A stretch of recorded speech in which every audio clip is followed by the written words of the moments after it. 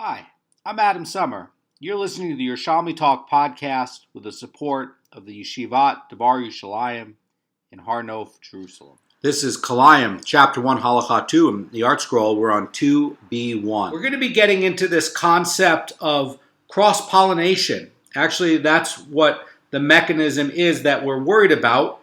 Some people are going to look at this and look at it like, oh, well, maybe there are these like mutations that are popping up when you're planting these seeds close together or next to each other or in the same hole.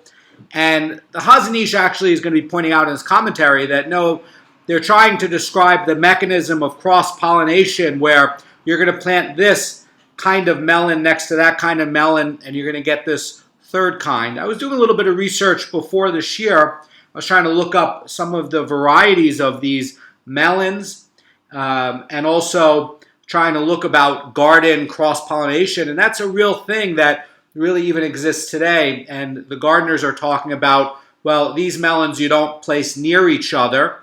Some of it has to do with some of the melons will only produce female flowers, some will only produce male flowers, and that's where you're going to get into some of these problems, because if you have a plant that produces both male and female flowers, one of these gourds that are sitting there only producing male flowers, as, by the way, some of them, that's what the biology is, by the way. It's not like a freakish thing that it'll only make female flowers and male flowers. Some plants are just female, and some plants are just male, and some plants are both. That is the nature of these plants. So we're talking about this sort of mechanism, and it shouldn't be looked at, as Chazal doesn't know, and they're talking about these spontaneous mutations. No, what they're trying to describe is a mechanism of seeing that if you're planting these in a spot that's too close, for certain kinds of melons, you're going to get this weird other variety pop out. By the way, there's a melon here that it's going to call an apple. I was actually very curious about if there is an apple melon, and in fact, there is a melon. It's called an apple melon, and it looks like an apple. It is round like an apple. And when we're going to be getting into the Gemara coming up, since all of this is talking about melons, we're going to be talking about the apple melon. We're not talking about, planting an apple with a melon. And by the way, one of the other things to keep in mind is that the taxonomy, some of these older names, some of it we still might not be sure of, is this exactly the species, right? So there's a little bit of, question on it. You have to look at the Rambam commentary. You have to look at some of the other Meforshim. And everybody's trying to work out exactly like, well, which variety is this going to be? Another thing to keep in mind is a lot of the gourds that we have today came from the New World. They're actually New World plants. They did have some gourds that were here, obviously before they discovered the New World. And in fact, if you look at ancient mosaic here in Eretz Yisrael around the Goan, there's a lot of archaeology where they took some of these Egyptian, it's called the Egyptian gourd, and they were making a nice mosaic in many, many different synagogues, and it was widely used over here. Another thing about the gourds is that some of these will be actually dried out and used for water containers, actually. So there's a lot of use with it, and we're going to get more into these pairs of plants. These pairs are sets that this one and this one are okay to go next to each other, but this one and this one is not okay to go next to each other. This should not be read as a general list. This should be read as pairs, so that if you have, for instance, the muskmelon, going to be like a type of cucumber, maybe. Rashi is saying it's a cucumber.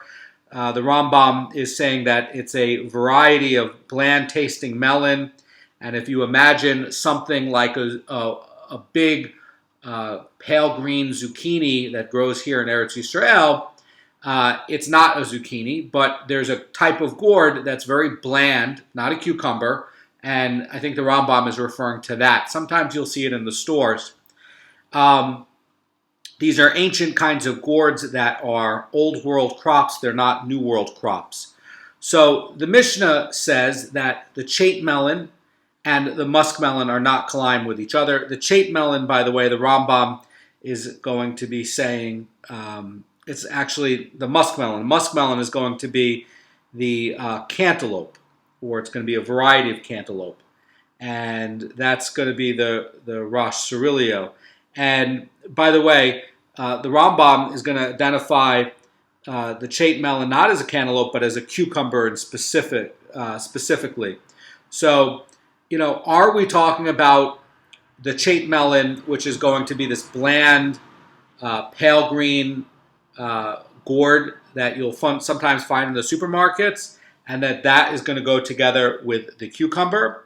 Or, as other commentators are saying, that one is going to be the cucumber and one is going to be a type of cantaloupe. Now, cucumbers and cantaloupes, despite common misconception, do not cross-pollinate. There's actually a lot of gardeners who will think that they will, but they will not cross-pollinate because they're different species. And something that's different species, it's impossible to cross-pollinate. You cannot cross-pollinate a cucumber and a cantaloupe. So we're trying to work out exactly which exact kind of melon it's going to be, where they're not going to be Kilayim with each other because they're going to be closely related.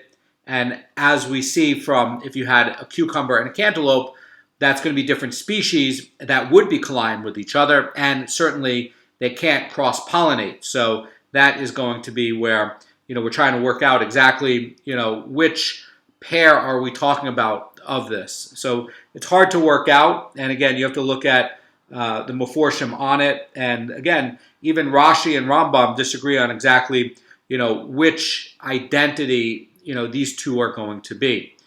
There's going to be a dissenting view with this, and Rabbi Yudah says that they are Kilayim with each other, and this dispute is going to get worked out in the Gemara, and we're going to work this out, but again, this is not going to be talking about, spontaneous mutation into this new form. We're going to be talking about, these two very hard to understand which exactly type of melon this is, that if you plant right next to each other, that cross-pollination can occur, and you'll get this third kind of melon that pops out. So that's going to be what the issue is. And again, things that are going to be not Kilayim, are going to be like the same kind of variety. And they're saying that, Rabbi Yudah's point is going to be that, well, perhaps it might be Kilayim with each other because it has the ability to create this other kind of variety that's not like the other two parents. That's what this is talking about. The first Tana in, who brings up the chape melon and the musk melon is going to continue in this list. And we covered this a little bit in chapter 1, Halacha 2, or in Halacha 1. And the Tana continues and says lettuce and the mound lettuce. And by the way, these are going to be something that you can use for maror in Pesach. Wild lettuce, by the way, is going to grow in mounds and uncultivated areas. And the Rosh is going to identify this as prickly lettuce, something called prickly lettuce. And it's going to be a wild form. And we covered this in Masechet Shvius, that you have a wild form of some of these and a domestic form, and the domestic form will generally be a little bit bigger, and certainly they won't have thistles and thorns on them like this prickly lettuce would. And, certainly one of the other characteristics is taste. The taste of the domestic one will be less bitter. It'll be a more delightful taste. So that's another thing that we saw in Masechet Shvius. So there is always a variety, so that we also have in this list, we have chicory and field chicory, and then we have, by the way, the Rambam says that it might not be chicory, it might be a type of endive. They're very closely related plants, but a little bit different from each other. Again, we're trying to work out exactly, what are these Mishnaic plants that we're talking about. The next is going to be with leeks and field leeks, and again, some people are suggesting that it's a type of elephant garlic. By the way, you do find elephant garlic in the shooks here. It does grow here in Eretz Yisrael. And then you have coriander and field coriander, and again, the wild coriander, and a lot of these wild varieties that you can still find in the Jerusalem forest today. If you go foraging or walking around, you'll see it. And again, they might be a little bit smaller. They might not be as, good tasting, things like that. And then you have mustard and Egyptian mustard. Then you have the Egyptian gourd and the ember gourd. And again, I looked up the Egyptian gourd. That is something that was widely used here. They even used it as a type of loofah. That's something that you use to scrape your skin. Anyway, they would dry these out also, and you can use them as containers and things like that. And the ember gourd, I couldn't find exactly what specific type this is of this bitter variety gourd. There are a lot of bitter melons, and I know in Chinese cooking, there's a very famous bitter melon. It's very bumpy, and the Chinese medicine says not to eat too much of it because it can make you sterile. Anyway, then you have the Egyptian bean and the carob bean, and these are not talking about the bean of the carob tree, but a type of Egyptian bean that looks like the bean of a carob tree. And, these are all going to grow on runners and vines. And, a carob is certainly going to grow on a tree. And we're not talking about something that's growing on vines together with something that's growing on a tree, that they would be not climb with one another. We're trying to describe a type of carob bean. It's a bean that also grows on a runner that's closely related as a variety of the Egyptian bean. And again, we're not talking about mixing something from a tree and something from a vine. So anyway, the Egyptian bean and the carob bean are not colliding with each other. And the Gemara is going to get into this dispute between the sages and Rabbi Yehuda in this Mishnah about the chait melon and the musk melon. And again, it's kind of unclear which exact melon we're working on here. And again, the Rambam is going to be identifying the musk melon as this bland, pale tasting melon that's kind of going to be like a cantaloupe, but bland. And there's other people that are going to say that this is actually a cucumber. And then other people are going to say that we're talking about a cantaloupe and another kind of melon. So unclear exactly which species it would be. And if you were to sit there and try to use the Latin name on it, it's hard to figure out, which is which. So the Gemara is going to explain both sides of this dispute, starting with the opinion of the sages. And Rabbi Yudan bar Menashe says that the opinion of the sages is based on the following. It says, if a person takes a single seed from the top of a chait melon, plants it, it will occasionally develop into a watermelon. Now, the watermelon that we're talking about is the watermelon that we know about today. So how is this phenomenon occurring? The Chazan Ish points out in his commentary in Kilayim 2:13 that this phenomenon may have been observed no more than once, but it was observed. And what's going on? Again, the Chazan Ish is also saying that this might not be where it's going to be this chait melon yielding a watermelon, and then a watermelon yielding a muskmelon, and that this mechanism is going to be from mutation, but over time it could be from pollination and cross-pollination. And so, perhaps it could be where you have this elongated chait melon plant pollinated from a watermelon that can sometimes yield a round watermelon-shaped type fruit. And if this watermelon-shaped chait melon is then pollinated from a melon, it can yield an offspring that's going to be sweet and a round fruit, similar to the musk melon. So we would assume that, as the Chazan Ish is pointing out, that this could be the actual mechanism that the Gemara is referring to, and we can be saying that you can have this elongated, bland chait melon that can be bred through cross-pollination and ultimately turn up into a round, sweet musk melon. And that basically is going to be proving that they're going to be from the same species. And in the modern understanding of cross-pollination and how species works, that fits with a modern explanation with plants, because only plants that are in the same species can mate with one another. And again, you'd have to work out, do cantaloupes only have, male or female flowers? And you'd have to try to figure out exactly which kind of gourd that we're talking about. There are thousands of varieties of gourds. And so, again, the idea is that if, says the Gemara, a person takes a single seed from the top of a chape melon, plants it, it occasionally develops into a watermelon. And if the person takes a single seed from the top of a watermelon, plants it, it occasionally develops into a muskmelon. And so the idea is that since this chape melon can come yield a watermelon, which in turn can yield a muskmelon, then all three are going to be classified as one species. And because they're going to be varieties of one another, then they're going to be allowed and permitted with each other. So again, that's going to be where it's trying to describe, maybe this second generation and then a third generation.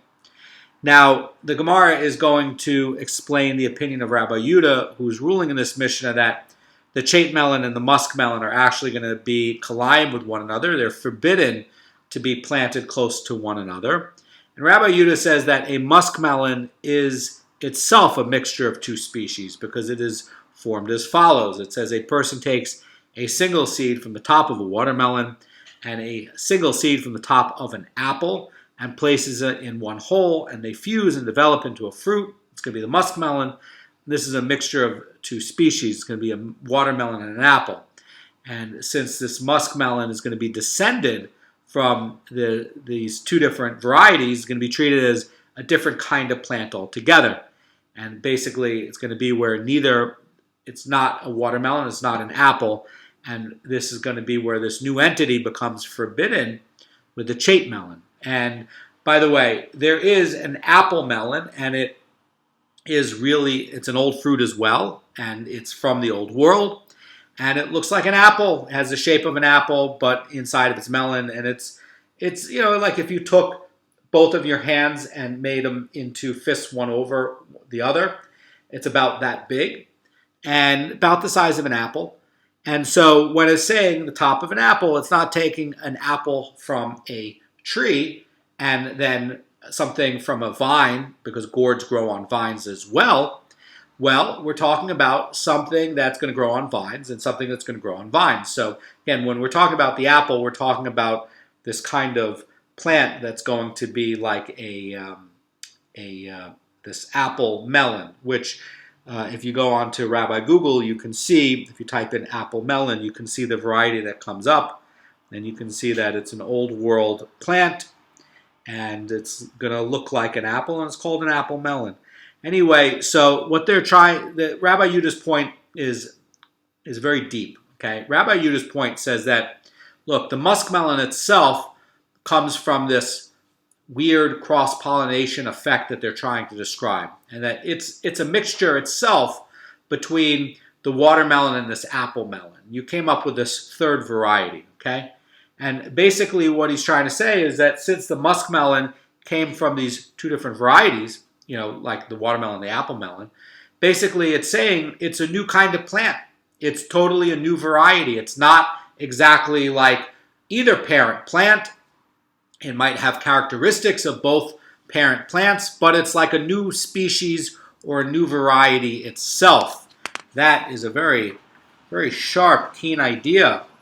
So the Gemara is going to be saying support for Rabbi Yehuda's opinion that the muskmelon is formed from the apple and the watermelon. And says because of this, the muskmelon is called the melopepin in the Greek language, and that basically is saying melopepin is a combination of melo for apple and pepin for watermelon.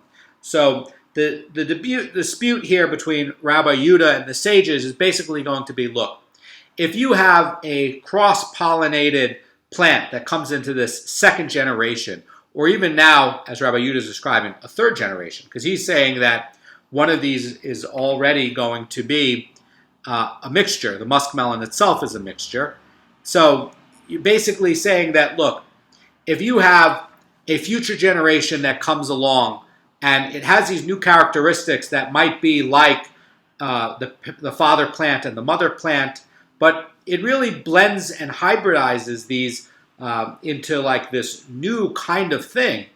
Are you going to say that that's Kilayim with the parent plants, or are you going to say it's like a standalone species? That's what the Malokit's about. And Rabbi Yehuda says, no, it's going to be like a standalone species. It would be Kilayim with each other, and it's a standalone thing. The sages are saying, no, it came from this, and because it came from this, it's going to be a variety. It's not going to be a standalone species. That's what the Malokit's about. So the Gemara seeks to clarify the opinion of Rabbi Yehuda, and the Gemara says, what would Rabbi Yehuda say with regard to the chait melon and the watermelon? And basically, that's going to be a little bit different, right? We were talking about Rabbi Yehuda's point saying a muskmelon, and then we saw the sages talking about something a little bit different, where they're talking about the chait melon and the watermelon.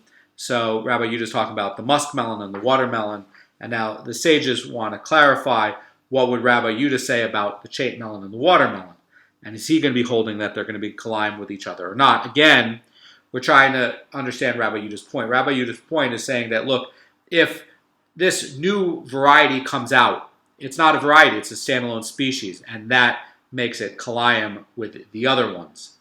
And basically, that's a big question. Do you say that this is like a standalone species, or are you going to say like what the sages say, where it's like, no, that it's really going to be like a variety because it came from this, and it even has some of the traits of the parent plants, and it's not going to be a standalone species. So the Gemara is going to prove an answer to the question. It's going to say we can derive from a brisa that the chait melon, watermelon, muskmelons are not Kilayim with one another, but Rabbi Yehuda says that they are Kilayim with one another.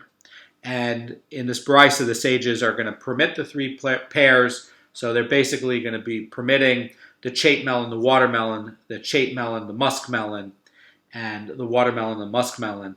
So Rabbi Yehuda, who's going to disagree with the sages, is basically going to prohibit all three of these pairs. Because again, he's going to be saying that, look, if you have the chait melon and the watermelon, that basically they're standalone species. So the Gemara is going to deflect this proof, and it's going to say that we can argue that the brisa focuses only on the laws of the muskmelon. And it should be understood like this. It says that the chait melon and the muskmelon are not Kilayim with each other, and the watermelon and the muskmelon are Kilayim with each other. And Rabbi Yehuda says that they are Kilayim with each other. According to this interpretation, Tanakama's point is only that the muskmelon is permitted with the other two. That's going to be the chait melon, the watermelon, and he does not address the case of the chait melon and the watermelon because the pair is obviously permitted. So when Rabbi Yehuda is responding that they are Kilayim, he's referring only to the two pairs that include the muskmelon and not to a combination of the chait melon and the watermelon. Now the Gemara is going to conclude that since we do not know what the brisa means, no proof can be drawn from it. So the Gemara says, therefore the issue of whether Rabbi Yehuda deems the chait melon and watermelon forbidden as Kilayim requires further clarification. So the Gemara ends up unanswered, and if you want a different understanding of this, you can check out the Gemara commentary by the Vilna Goan and Shenis Eliyahu, and he has a completely different reading of this, but I'm going by the reading of the Mara Fulda, and again, I'm reading this with the notes of the Chazan Ish, and again, it looks like that, the issue is, maybe Rabbi Yehuda is going to be allowing, two of the combinations, but not, this, hybridized, third thing that pops out. And again, by saying it's going to be like a standalone species. So it's unclear on how this resolves. And the Gemara identifies some of the plants listed by the Mishnah, and the chazeres is going to be lettuce, and the chazeres galim, and that's what the Mishnah says, and the plant is identified. Rabbi Hananya says chazeres galim is lettuce that grows in a mound. This, in other words, going to be lettuce that's wild lettuce. It might be prickly, by the way, and it might have thorns on it. And again, through successive breeding, you can breed those thorns out. That's why you might have a domestic variety and a wild variety. That is what is suggested and actually stated in Masechet Shvius. So the Gemara identifies the Mishnah's next four plants, which is going to be ulshin and ulshin sadeh. Sadeh, again, is going to be from a field. And then kareshim and kare sadeh. Sadeh, again, going to be from the field. So, we're talking about these wild varieties and field varieties, domestic varieties. So Shimon, the son of Rabbi Abba, says that ulshin are antuvin, and this is going to be Greek for chicory. A lot of times Greek comes up in the Yerushalmi, and so they're trying to get more precise about saying, well, what is ulshin? And what do they use? They use the Greek word. So that's it is the modern day endive or chicory, and they do that to make like a type of coffee today. That, by the way, came from the American Civil War. So Rabbi Yosei, son of Rabbi Bun, says that ulshin and trok simon, these are going to be the trok simon is the Greek word for chicory, and that's again, we're trying to identify which plant is which, and so again, antuvin and trok simon, they're both Greek words. And the question is, what's what? Obviously, there's a disagreement, on the exact identity of this. So, one might be chicory, one might be endive, or something like an endive, and it's hard to know which is which. This also comes up in Bavli Sachim 39a, and like which exact variety are we talking about? Because we have to worry about the maror. So then you have the next pair, ulshe sadeh and ulshin dekla. That's going to be something called chicory of the field. Then you have kereshin and kerise, which are going to be leeks. And then you have kerise sadeh are going to be kaflotin, which are going to be large bulb leeks. And again, exactly which variety we're talking about, very hard to say. Then the Mishnah is going to continue and talks about the Egyptian gourd and the ember gourd, and that they're not Kilayim with each other. So basically, they're basically going to be like the same variety from one another.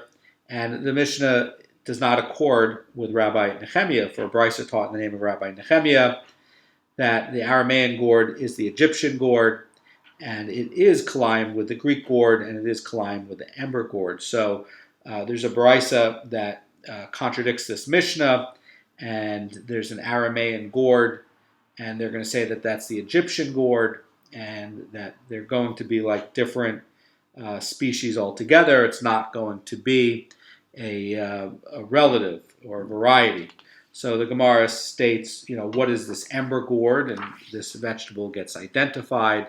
And what are they saying? Rabbi Hanina says it is a species of bitter gourd that sweetens by burying it in embers. In other words, you have to cook it in a very severe way, like burying it in embers. Now, that I want to bring out another commentary for, because it's like which kind of plant are we talking about, right?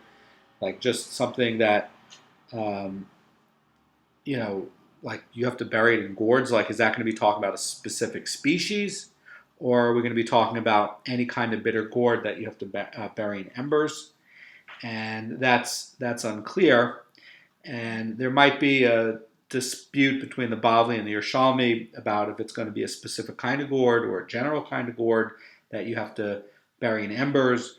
And that's going to be coming up with Shmuel, an argument by Shmuel. This is going to be in Bavli Nedarim 51a. And over there, Rosh is saying that according to both Shmuel and Rav Ashi, the Ramutza gourd is buried in embers, and it's a particular kind of gourd from Karkuza, which is prepared by burying it in embers. And according to Rav Ashi, it's going to be any gourd that has to be prepared in this manner because it is bitter. And basically, which approach are you going to be taking? It's unclear. The Mishnah concludes and says that the carob bean in this vegetable gets identified. Rabbi Yonah says it is a variety of the Egyptian Persian bean, and its pods resemble the pods of a carob. And I was looking up the Persian bean, and there is in fact a beautiful red kind of bean that looks like a very big string bean. I guess you could say it looks like a carob bean or carob pod. But again, both of these are going to be growing on vines. We're not talking about a carob bean where this grows on trees and that grows on a vine. Again, we are talking about things that are going to be, it might resemble the pods of a carob, as this Gemara says, and it says, and its pods resemble the pods of a carob, and certainly this photo does look like that. However, we are talking about something that's going to be a variety, and I want to point out that about this that the pods are going to be flat and they're going to be crooked. It's going to be bent like a carob tree, and it's not going to be round and straight like from other beans. And we're talking about a taxonomy system that's going to be a little bit different, right? So we're getting into some ideas where it's saying like, look, this is from a vine and this is from a vine, but we're going to call it like a carob bean because a carob bean can be very smooth on the outside and it can be bent, not straight. Like some string bean varieties will be very straight, and some can be, curved like a carob bean. So, and it will look like the pods of a carob. So one of the things to take away is, these first three sets of Mishnahs are, it's hard to identify like which exact kind of plant are we talking about. And, it certainly has a halachic implication, but we should not get, disheartened because we can't say like, oh, it's actually going to be, this specific kind of plant. We have to work it out and we have to look at the Meforshim for help. But anyway, we're getting some basic ideas here on, setting up for things that are going to be closely related to each other and things that are going to be separately related to each other and, like different species, and that you're going to start to be able to set up how do we organize farms. Have a great day.